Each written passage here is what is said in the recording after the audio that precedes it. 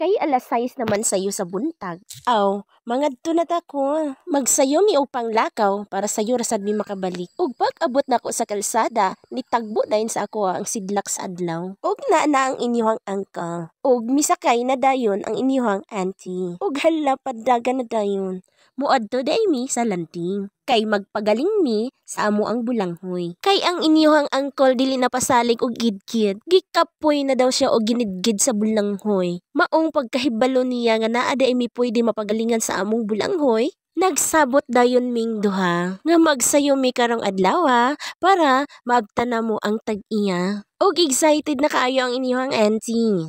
Kay for the first time makapagaling na mig bulanghoy. Og ang mga kamot ni uncle, dili na manghawi. It takes 5 to 10 minutes ang amo ang biyahe. While padulong pa mi sa lugar nga among kaadtuan, gipangutana dayon ko sa ako ang bana kung katuod ba ko. Og ako siyang gitubag nga wala ko katuod sa among adtuan nga balay. Og mao to, nagsabot ming duha nga magpangutana lang mi. Og rough road ang ilang kalsada diri day. Og bintaha na lang gyud kay ugka ang dalan, wala giulan. Ug matud pa sa among napangutanan, duol na daw mi. Diretso lang, hangtod maabot mi sa pinakalas nga ikatulo nga balay. Ug on the way na mi sa pinakalast nga balay sa right side. Ug salamat kay naapsan pa namo ang tag-iya. O giingnan dayon namo sila nga magpagaling mi sa among gamay nga binggala. While nag-sit up sila sa galingan, na-amaze ang inyong auntie sa mga humay sa palibot. Expected na gid na day. Kay diri sa landing, gabanig ang humay. While grinding is going on, the camera is lights on. Medyo nalangan yun sila sa pag-grind tungod sa kagagmay sa amuang bulanghoy. Sa wakas, nahuman na yun og galing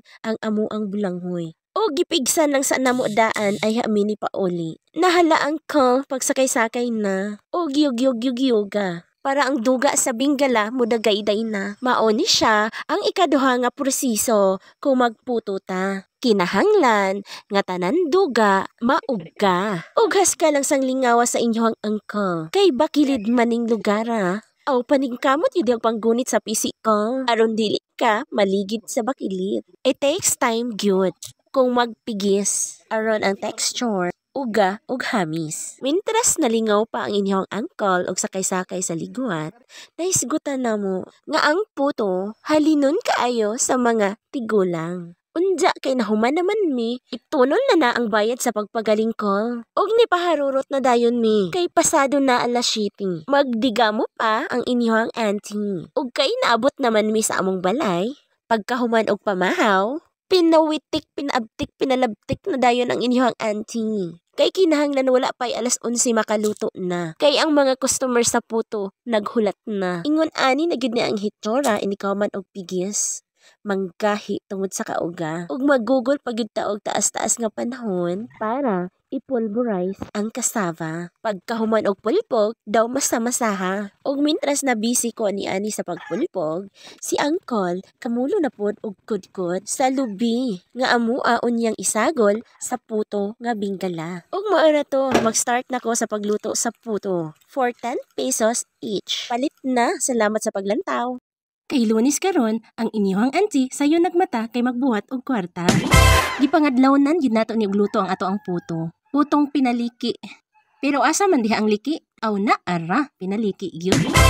And of course, ang ato ang pichi-pichi guys. Unja na nato i-unmold. Ipakudkod una nato kang uncle ang ato ang lubi. Nahalakon, kudkod na dayon. Og pinawitik, pinaabtik, pinalabtik po dayon ang inyong uncle. Kay tagaod, inikahayag, mahuman na nato og unmold. Og nag-jacket na dayon ang iyong auntie, kay haskang tugnawa kumubiyahing. Tanakon, ihatod na nato ni sa school. Mudagan pod og pila ka minuto ang paghatod namo padulong sa school. Og kay naabot naman mi sa eskwelahan, pasulod na dayon mi para mahatod na namo sa school canteen. Og maora to ang among ganap for today's morning. Kay ang amo ang mga binhi sa mais. Gisugda naman og atake sa mga bukbok. Unja, kung mahurot ni og atake sa mga bukbok, wala na gyud milaing makuhaan og similya. Lahi man gud ning binhi sa sige-sige nga mais. Kay after 1 month gikan sa imuhang pagsanggi, daw-daw na gyud siya sa mga bukbok. Unja, og mahurot ni siya sa bukbok kay wala na gyud kami makuhaan og similya. Maong inyong uncle, iyahan na lang giuna-una og puay. Kay ang plano unta namo, ipadaro sa unta namo daan ang talamnanan og mais. Unja kay wala pa mi ikapadaro. Ug kailangan i-priority ang mga binhi. Ug for today's video, mao ni ang ganap. Sayo nagtuwad-tuwad ang inyong uncle kay nagpugas. Pag hinay-hinay lang ko kay ang imuhang hawak diha. Sakit ra bagyud kaayo na sa hawak ni magpuay ta. Ug shout out sa tanang viewers nako karong buntaga. Salamat yun kaayo sa pag-uban-uban ug sa makanunayong pagsuporta sa among mga videos. Ug niduyog pud ang panahon karon kay on and off ang init and on and off pod ang ulan. O dili ra kaayo kapoy sa lawas. Gaislebless ra gani ang inyong uncle. May nalangyod ni nga magtanom ta og atong kaugalingong mais. Kay after 2 months makalungag na ta og anagon. And then after 3 months masanggi na. Og di na unya ta mabalaka sa pagpalit-palit pa og ato ang makonsumo nga bugas. Ug para ang problemahon na pod ang panud-an. Basta kay magkugilang gyud og maningkamot, dili ka magutman. Basta dili lang gyud nimo ipaandar ang imuhang pagkatapulan. Kay ang yuta perting luaga, naghulat lang nga tamnan. Busa kung magpuyo ta diri sa bukid, sipag is the key. Umuhi og ginagmayng mga Bisayang manok, og mananom og nagkalain-laing klaseng mga utanon. Syarog mapas mo, og pwede ra pud jud kaayo nga ibaligya nimo ang uban nimong tanom. Para pud ba makatilaw og laing putahe sama sa karni. And so much more for that. Thank you for watching. Mwah! Nakabisita ko karon sa ampalayahan sa inyong uncle. Wow, parang kailan lang ah. Parang kahapon lang itinanim. Ngayon, ang laki-laki na nila. Uy, nakatagalog man si auntie. Yes, Zay, kay happy kayo ang inyong auntie, kay mga pila kasi managikan karon makakaon na gyud ko og paliya. Og shout out sa mahiligon kaayo og paliya. Gikan sa udlot hangtod sa unod. Yes, Zay, udlot kay naka-try gyud mi og steam og mga udlot haskag yung lamia ituslo og suka. Pagkanindot gyud isuroy-suroy diri ilalom sa balay-balay sa paliya. Og call, mag-round-round sa ko diri sa imong paliyahan ha. Kay bas hindi ay makakita ako og dagko-dagko na. Oh, sure na. Og mapasalamato na lang gyud ang inyong uncle. Kay nilabay ang isa ka bulan nga wala gyoy bagyo o wala gyoy kusog nga hangin. Kay para ang mga bulak dili mga daldag. Kay last time, katong nagbagyo diri og kusog, apektado gid kayo ang amoang paliya atong panahona. Daghan kaayong mga bulak nga tagak. Ug daghan usab kaayong mga toy-toy nga bunog. Ug ang mga sanga ug mga dahon sa paliya aw luoy intawon kaayo, mura og gikunis-kunis ug maayo. Ug nalumpag pagyud ang ilang balay-balay. Maong pagkasayang sa hinaguan, imbis nga kwarta na, naging bato pa. Busa thankful kaayo mi karong panahona, kay walay dagko nga bagyo ug wala usay kusog nga hangin. Nga pwede unyang mo kuso-kuso ug mulayog-layog sa mga pananom ug sa among paliya. Ug daghan kaayong salamat sa paglantaw ha.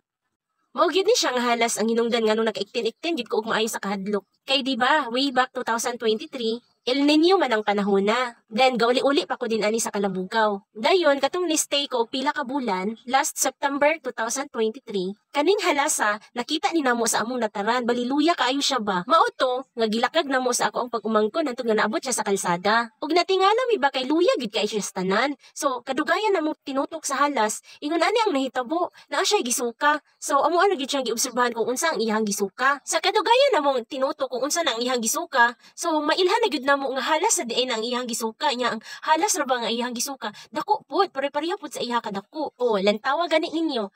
Halos kanang kuana kanang lampas katunga na sa part sa halas sa iyang gitulo ng iyang gisuka. Grabe gyud na niyang hiwid-hiwid kay para lang iyang masuka ng iyang gikaon. Ingon ana day ang dangatan sa halas no. Basta imo gani nang gukdon, imo stress-stress niya, busog sila, ilaha day nang isuka ang ilahang gikaon. O opinion na pud nako. Kay kanilang siya mo gyud iyang gibuhat. Basta ako bitaw nga naka-witness ani, ako may nag-video ani mismo basta kay ngilngi gyud kay tanan ni. Giagwanta ra gyud nako nga ako ang kahadlok ug kangilngi nga gibati kay basta kay maka-video na gyud ko ani kay pang-upload ba. Nag-struggle gyud og maayo ang halas kay para lang gyud masukan niya nga buo ang iyang gikaon. Ug pag humaniya og suka mo na din na iyang itsura oh.